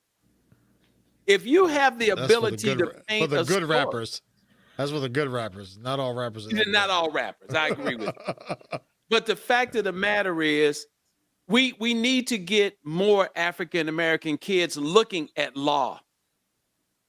Law is the biggest thing that Dr. Ron keeps talking about that's taking us down. Yep. And it's the smallest percentage of interest for our millennials and Gen Zs and X's. I bet if they knew how much money lawyers make, the good ones, they'd probably be interested. Come on, boy. Preach. But you know, the lawmakers, you know, are very consistent with what their agenda is. And this is something that we keep overlooking now, even in talking about the Republican playbook. Not one place on that playbook that they say that they were interested in doing what the people need. They said that they would stir up the interest and the aggravation of people to get them to support them. But they did not say anywhere where they would be like, okay, we're gonna find out what Professor Reggie Miles' needs are. Okay, Black ownership. How do we address Professor Reggie Miles' needs and make sure that he gets what he wants from the lawmakers? Right. You see what I'm saying? Mm-hmm. They're not thinking about what we need, you know, and they can care less. But we don't need to depend on them for that, Dr. Ron. Well, what happens? We have to have the legislature in place in order to make it happen. Because if we don't, we're going to run into this thing called the Constitution. It ain't about us. And professors say that all the time. Right. But the fact of the matter is, it's where your interest lies. We're all old enough in this forum to remember our mothers sitting on the side of the beds before we go to bed and say, you could be president one day, and you could be this, and you can be that. Mine never said that, though. Lily. Well, I mean, you ain't gonna be. Don't be trying to fool yourself, boy. She knew better. Old nappy-headed boy. That's what she said. Ron, that was pretty quick. Yeah, it was. That was pretty quick. She looked into your eyes, and she did not want to lie to you that day. Said, now she'll lie to you the next day, but not don't that think day. about it. Yeah, don't seriously, guys, we really got to get the message, because what's happening is Netflix and all these movie producers, they understand there's an audience out there that will eat it up when we're robbing banks, when we're dope dealers, when we're handling crime, when we're getting arrested. And then what happens is, they're not going to guys like Reginald Hutland. They're not going to some of these other guys who have spent their time in motion picture production. They're going and getting, like I said, I'm not against rap artists, but they go and they think they get the street valued guy because he can tell the story best. We don't, as African Americans, if you know anything, if you've been close to any city, you already know how drugs are dealt. You know what an 8-ball is. You know what weed is. Yep. We don't need to be educated on the whole drug game. Well, And that's Eight what ball here's in the the thing, side pocket. Here's the Yeah. thing, though. If you ask filmmakers why they do stuff like that, and they'll tell you because there's a lot of And not violence. getting filmmakers. Huh? That's my They're point. They're getting storytellers that They're getting story. That's why I'm Yeah. going back to the Buck. The thing that the people that they're getting. Reginald Hutland grew up in East St. Louis. He was one of the directors of the Academy Awards not long ago. See, they don't go and get him. I mean, he did House Party. Him and his brother. They had a production company was out when I was in New York. They don't consistently. Netflix is not interested in getting these guys consistently. Right. No, They're but yeah, trying to go. Let me finish though. What I was saying was that there's a lot of violence in America, and it's American TV primarily because it's not necessarily the same around the world. I agree. On American TV, violence sells because Americans have an appetite for it, and so that's why they keep doing gangster movies then. Huh? Go do Italian shit. Why we got to be at the forefront? Go do they shit. We don't need to be at the forefront of that situation for them to make money if they're not going to put us in this position to make the money. They're But just if they do using that, us. then the black actors won't get any. Okay, work, come and on. It just kind of puts. You just answered it. And we got to get beyond that. That's why Tyler Perry bought that Army camp and turned it into a movie production. Army base or whatever it was. That's what has to happen. Yeah. Fort McPherson, it was called. Yeah, whatever it's called. Elon Musk said he would buy your Street News Now for several $billion. He likes what you're doing with it. What price would you settle for? Bite me. At least we'd be all electric. We'd be on solar power. Not for sale, bro. Well, he just tried to buy Twitter, so I figured your station would go cheap. Yeah, well, call me tomorrow. He put out a release that he doesn't know if he's going to be able to pull it off. Like it'd be too much money. Well, that's because he fell out with the board. They had just put him off the damn board. Then he came back and said, "I'll just buy your ass." Right. But he doesn't know if he's going to be able. He doesn't know if he's going to be able to buy it. He didn't want to be on the board. That was no. It's because if he was on the board, they'd limit his ownership stake to I think 10% or something like that. Something already had 9%. Yeah. Right, but so if he's not on the board, then he can own as much as he wants. That's why he didn't want to be on the board. You know what's really crazy? Does everybody on this panel have Netflix? Of course. No. I do, but I never watch it. Nope. Go on it when you get a chance. They have more African TV shows and movies than they do from African Americans. Say it again. They have more production out of Africa. Production from African TV. Yeah, African. Really? They have a whole going there. When you go down the thing, where it scales the drama and whatever it is, they got a whole thing of all African TV and movies. Yeah, but I hate reading subtitles, so screw that. Well, you ain't got to read the subtitles. Why don't you take the time and look at it? They'll be English. No, that's the whole point. Yes, it's in English. Oh, okay. Yeah, they do speak English in Africa, but yes, they do. But mostly it's French though. French is the primary. Yeah, I have a problem with the accent. And maybe it's just my hearing going back. But that's not the issue at hand, guys. The issue at hand is if Netflix has to do that, the message is we don't have enough product from you. Right. That's the message. Don't get the message convoluted. It could be. It definitely is. But that's another show. But I'd like to dig into that a little bit. Hold on, Lee. I didn't mean to interrupt. You know what the whole argument was with Amy Schumer and Monique? When that thing fell out, when they wanted to give her $600,000 and they gave Amy Schumer $1 million, they said, Monique, when a white person comes to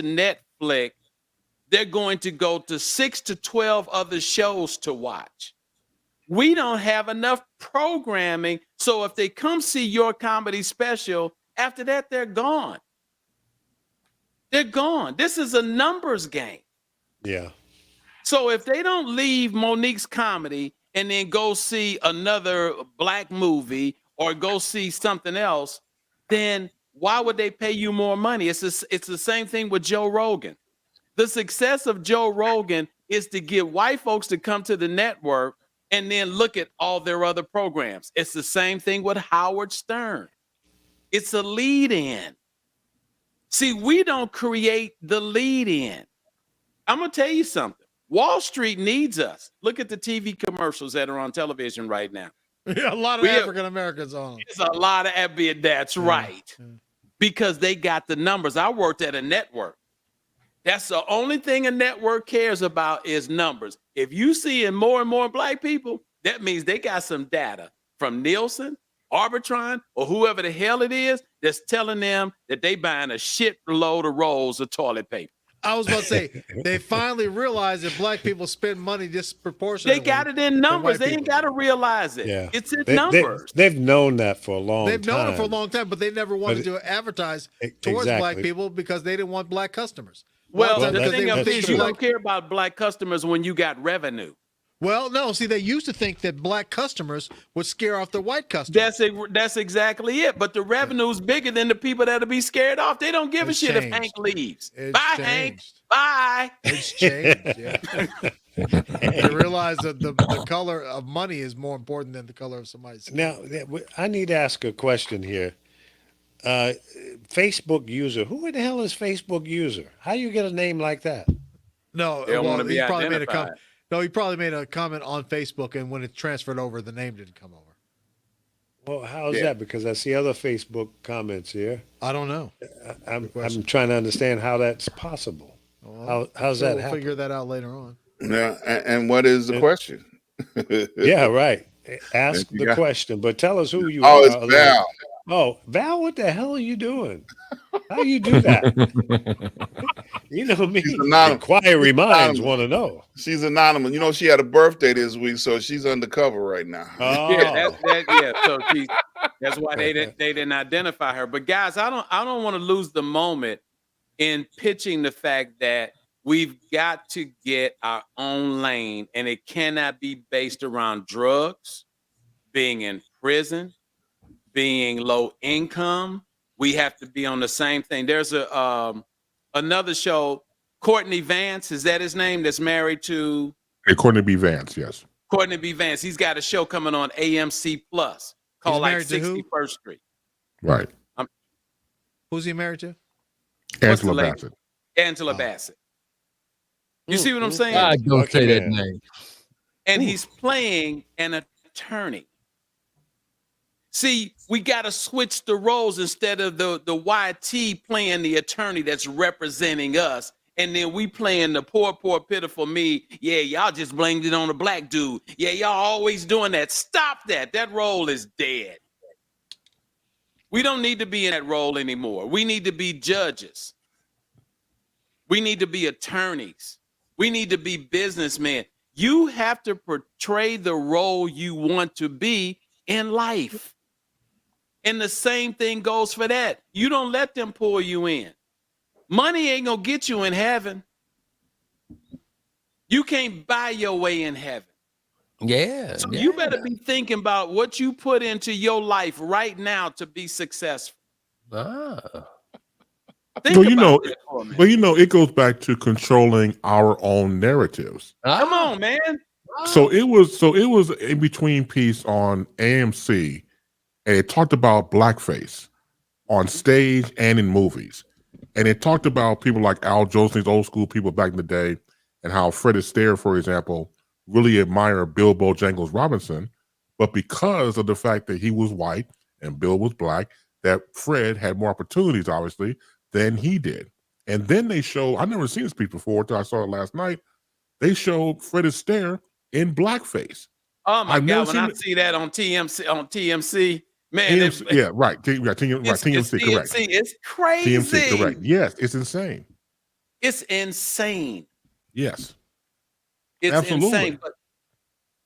And going back to Bill, I'm sorry, going back real quick. Go back to Bill Bojangles Robinson. He worked in blackface, but at one point he just said, "You know what? I'm going to go out on stage and not have on blackface." Also depicted in the movie Bojangles that the late great Gregory Hines did years ago.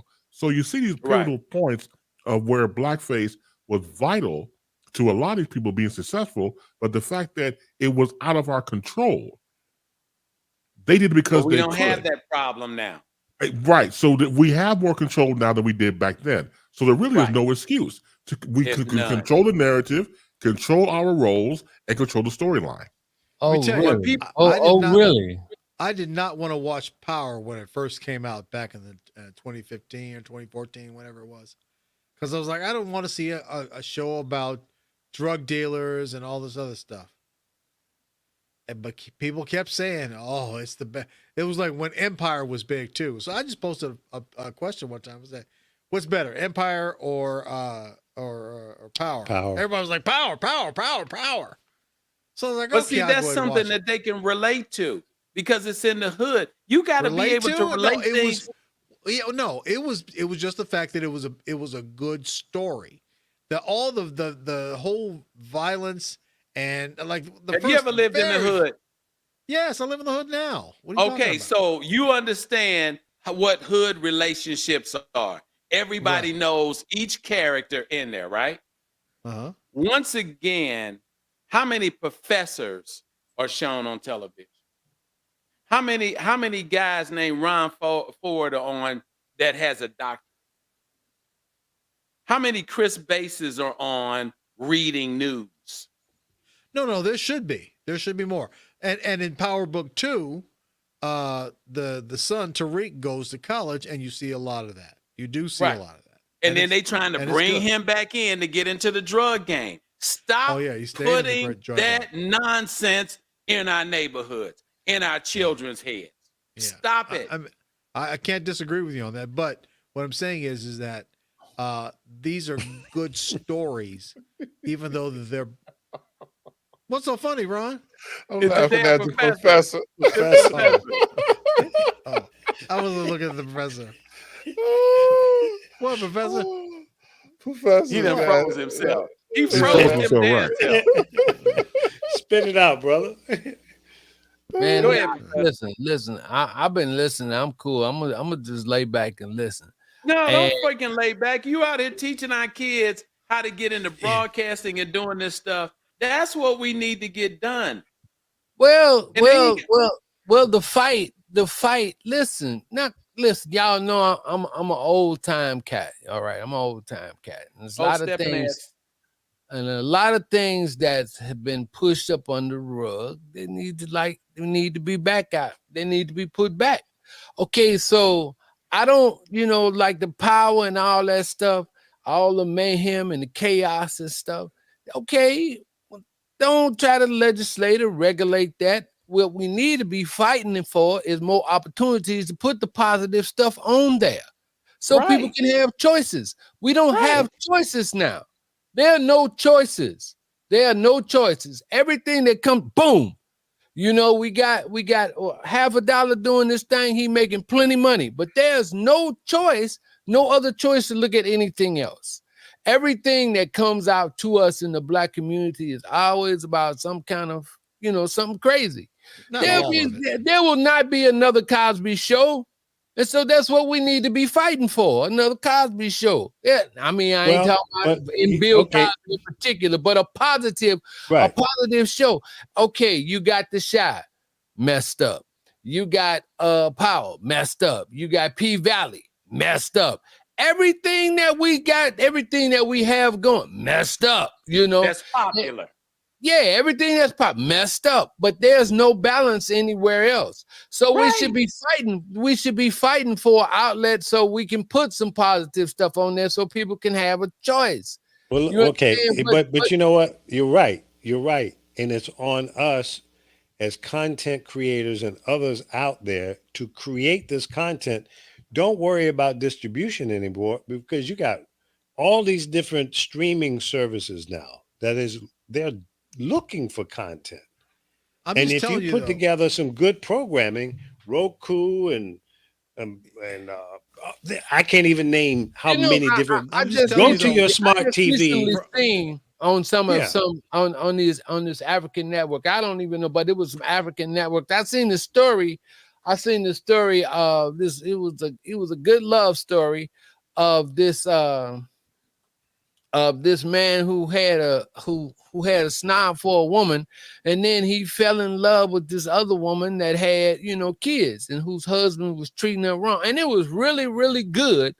The drama that was going, I mean, it was some stuff that like is relatable, that happens.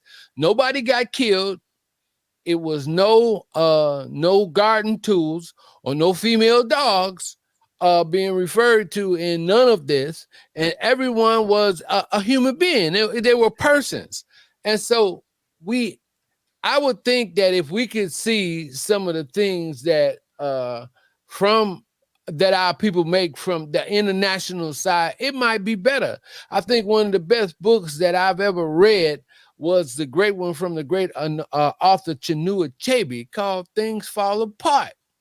And what pieces of information, entertainment, educational pieces do we have outside of the regular mayhem that's popular, that people, they keep making money off of? Every one of our top celebrities and stuff like that. You got Mr. Puff Daddy, he's like supporting Ciroc. And then you can go down the list of all these people that's doing some illicit, something crazy. They're doing one thing positive on one hand, but then they got another negative in the other hand.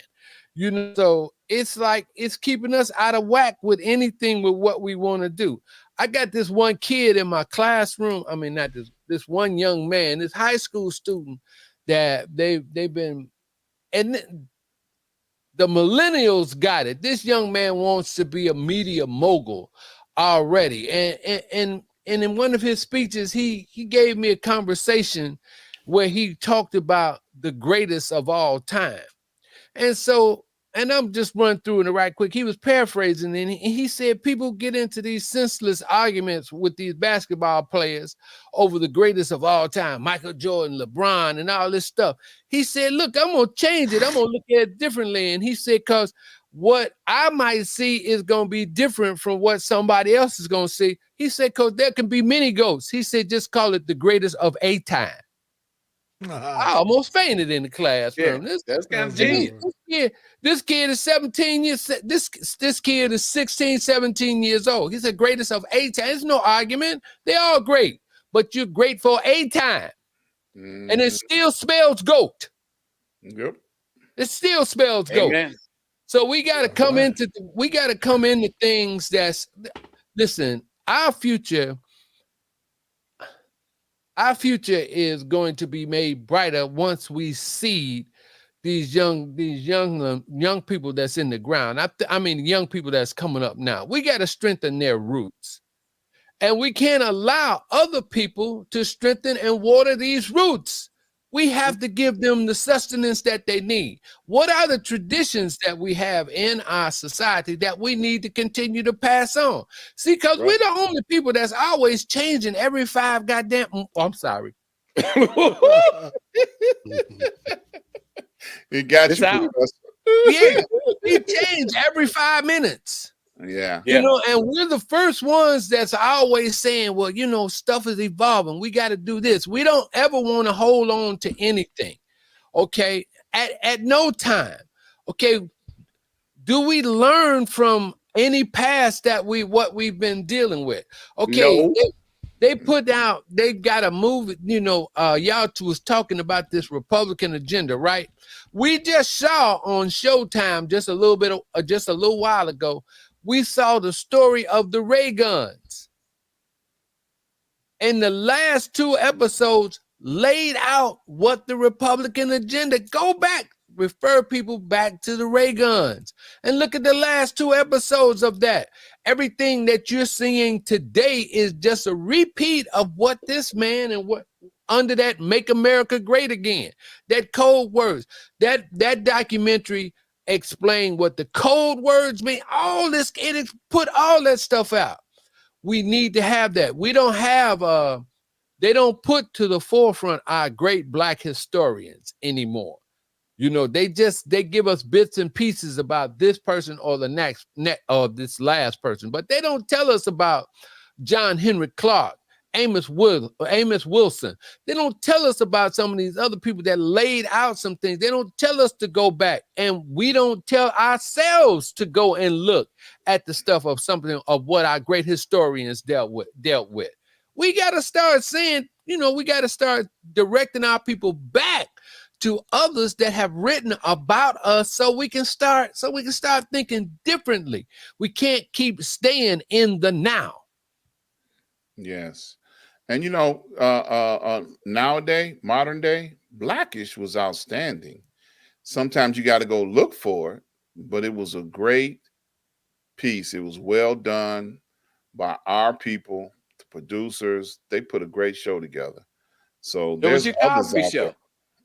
Yeah, it's a great show. So there are others out there, you know. Yeah. So people in our generation, we have, because there's so many outlets to find entertainment, you got to look for what makes sense. I mean, we ain't gonna like the powers all the time, but then we ought to be diverse. I mean, I wish they'd make more westerns. I like that movie they brought out a little while back. You know, that was a great western that they. Part of They Fall. Yeah, I mean, so we got some stuff out there coming out, but it's just not enough. Yeah, so the Speaking of people great that- shows, gentlemen, you guys having a great discussion, but I've got to go. You guys can keep on going. I mean, I just have to bow out. You guys have a great week. Just waiting for everybody to kind of tie things up, but the show is over. And thanks to everyone who tuned in tonight. We do this every Thursday, 6 p.m. on the West Coast and 9 p.m. on the East Coast and everything in between. We call it Six Guys and You. You are a major part of the show. Without you, it's just six guys sitting there talking stuff to each other. So thank you for being a part of the show, and tell a friend, spread the word, like, share, and subscribe. And definitely check us out on YouTube. We're trying to grow the YouTube channel. And please subscribe to our YouTube channel. It's SNN or Street News Now. Six Guys and You. Good night. Be safe and stay strong. Okay.